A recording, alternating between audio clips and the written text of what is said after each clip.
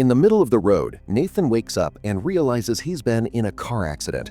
His vehicle has crashed on the edge of the road, yet Nathan doesn't have a single scratch on his body. At that moment, he's startled by Daniel, the driver of the bike Nathan crashed against. To Nathan's shock, Daniel doesn't look hurt either. Daniel wonders if Nathan remembers getting out of the car, and Nathan admits he doesn't. He blames it on the shock and the fact he hit his head on the dashboard. However, there's no wound and he doesn't feel any pain. Then Daniel drops the big news. They're actually dead, and these are their ghosts. He theorizes he died first because he's been there for several minutes, and at first he was in denial, but there's no other explanation. Nathan refuses to believe it and goes to check his car, noticing that the driver's compartment is completely staved in. A further look reveals his body inside. Shocked, Nathan steps back and starts having an existential crisis, thinking about his friends and kids. Daniel mentions that he'll miss his wife, and finds it weird that Nathan didn't mention the kid's mother. As Nathan continues to freak out, Daniel says this confirms that the afterlife exists and that he feels at peace, which makes Nathan freak out even more and starts denying everything again. Daniel won't allow it and brings the body out of the car to make him face reality. Since Nathan is uncomfortable, Daniel covers the body's face with a handkerchief. At that moment, a car comes down the road and stops next to the body. Nathan tries asking for help, but the driver can't see or hear him. After using his foot to check that the body is truly dead, the man empties Nathan's pockets, takes the money, and just drives away. Now Nathan finally accepts that he's a ghost and wonders if judgment comes next. He admits he killed his wife, but swears it was out of mercy. Before he can say more, Daniel begins hearing music around them. Suddenly, a mysterious white door appears in front of them at the same time that the area gets covered in snow. Daniel swears the music comes from that door, but Nathan can't hear anything. They're about to cross when a red door appears behind them, looking more sinister. Nathan hears screaming coming from this door, but Daniel doesn't.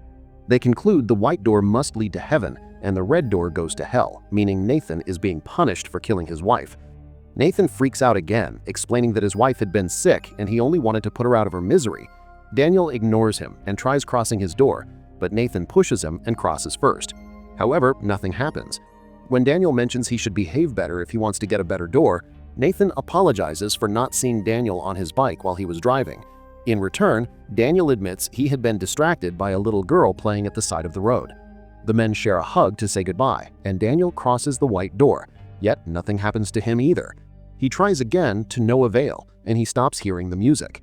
A voice speaks behind them, and the little girl Daniel saw appears, meaning she's also dead. She mentions that a man on a bike ran into her, and Daniel admits he had drunk before driving, prompting Nathan to explain it hadn't been just an accident.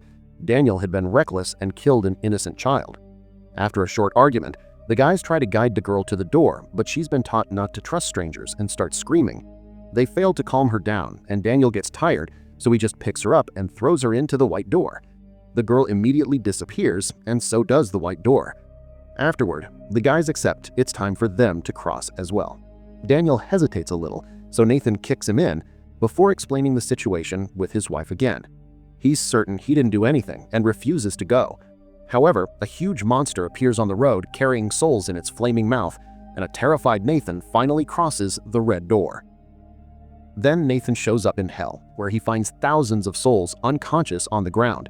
Finding a young girl makes him fall to his knees in shock, and when he grabs her hand, he sees her memories.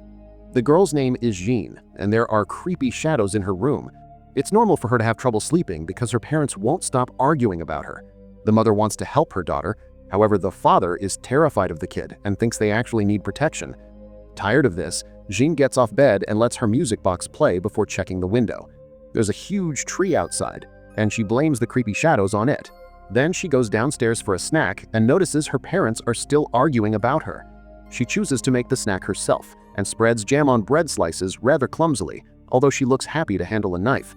Sometime later, Jean visits her therapist. She tells the woman how she fed some cookie crumbs to baby birds, causing the mother bird to worry about her kids and fly toward her. Jean reacted by strangling all the birds. She also likes poking her little sister with pens because she hates her, and even admits she wants to hurt her parents. Jean knows they're afraid of her because she's hurt them in the past while they were sleeping. Since then, they lock her in her room every night. The therapist wants to discuss what she did to her sister, but she refuses to talk anymore. The next morning, Jean is at the table demanding breakfast, but nobody comes. Minutes later, she appears eating a bowl of cereal while her clothes are covered in blood. Nearby, her parents are dead on the ground. She double-checks that they're truly gone, then kisses her mother goodbye on the cheek. Next, she makes more bread with jam and goes to the basement, which strangely looks like a huge cave. She gives the food to her friend Tony, a humanoid yet deformed being.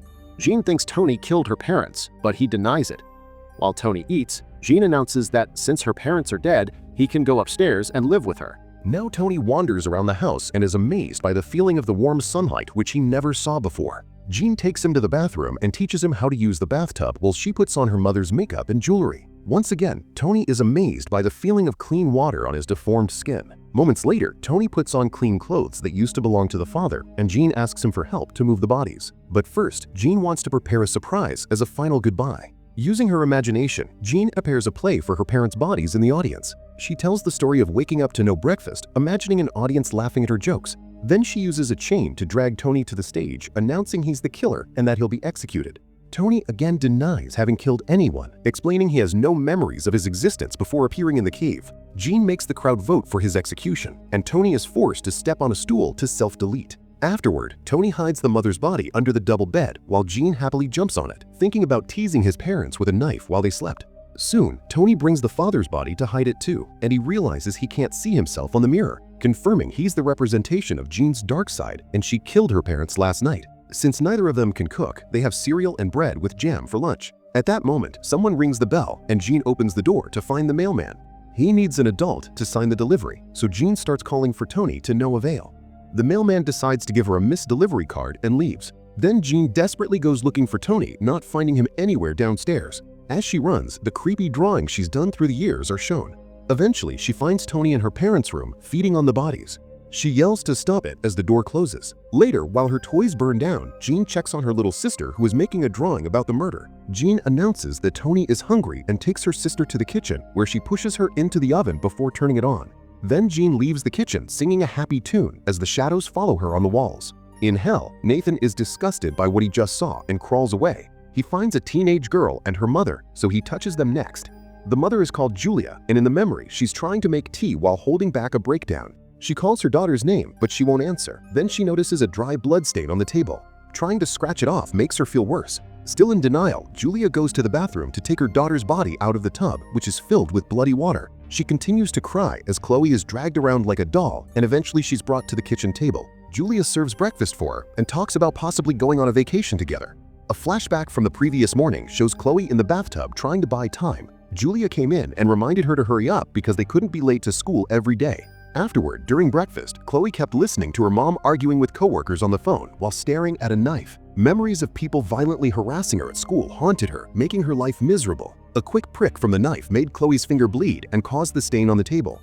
When it was time to leave, Chloe tried to explain she couldn't take it anymore and wanted to skip school. But Julia said Chloe was new, so she only needed a bit more time to make friends. Chloe even cried and called school a true hell, yet Julia thought she was just being a dramatic teenager. In the present, Chloe's body slides off the chair and the cat appears to lick the wound from her self-deletion. Julia scares the pet away and puts Chloe on a wheelchair while ignoring her phone ringing. She suddenly snaps and announces they're going on a trip before rushing to her closet, where she gathers a few things while having another breakdown. Next, she covers Chloe's body with a blanket and swears she loves her, even if she wasn't always there for her. Julia also announces Chloe won't have to go to school anymore and that she'll homeschool her instead. When Julia opens the front door to leave, she's shocked to see it blocked by a brick wall. This triggers another flashback of Chloe trying to hide in a bathroom stall while other girls kept calling her names and kicking the door. Their threats forced Chloe to open the door, and they immediately pushed her against the mirror, insulting her before forcing her to her knees. The girls made Chloe lick their shoes while one of them filmed everything. Back to the present, it's revealed the brick wall was a representation of Julia's neighbor who has come to visit and thinks she heard Julia scream. A panicking Julia says they're leaving on a vacation and tries to end the conversation. However, the neighbor notices she's acting weird and bursts into the house, getting a big shock when she sees Chloe's body. Moments later, Julia is driving away with the body on the passenger seat. She cries as she describes the day Chloe was born, promising a better life from now on. She keeps begging Chloe to answer her, and eventually the reality sinks in, so she finally closes Chloe's eyes. This causes her to get distracted and the car crashes against a tree. As a flashback shows Chloe self-deleting in the bathtub and her mother finding her, Julia wakes up bleeding and notices the firemen breaking the door to get her out. She struggles in their arms, not wanting to leave her daughter behind. While some of the firemen drag Julia away from the car, the others check on Chloe and find her dead, assuming for now she died in the accident. Chloe is put in a body bag, ignoring Julia's constant crying and begging. In hell, Nathan covers the bodies of the women and falls on the ground, tired of watching tragedies. At that moment, the devil shows up, announcing he'll guide Nathan to his punishment. Once again, Nathan tries to explain his wife had multiple sclerosis, but the devil points out she had been crazy and didn't ask for euthanasia, so Nathan hadn't had her consent. Then the devil starts guiding Nathan to another area, explaining that the first step in eternal damnation is semi-isolation, so the souls can forget all the memories from their previous lives and become pure spirits of pain and despair. Nathan crosses a new door and appears in a dark room with other resting bodies. The devil announces the isolation will last 4,000 years, which is nothing compared to the suffering that will come afterward. As Nathan freaks out, the devil leaves and makes the entrance disappear. Suddenly, a blanket moves and a rotting soul called Billy comes out. Billy thinks Nathan is his new toy and immediately attacks him, smashing his head and throwing him around without a care. Nathan is tossed on the ground and Billy begins beating him up until Nathan stops responding. Then Billy yells in frustration as he realizes he went too far and destroyed Nathan's soul, forcing him to reincarnate. In the real world, a mother gives birth to a healthy baby, while the devil tells Billy that by sending a damned soul back, he's created the Antichrist.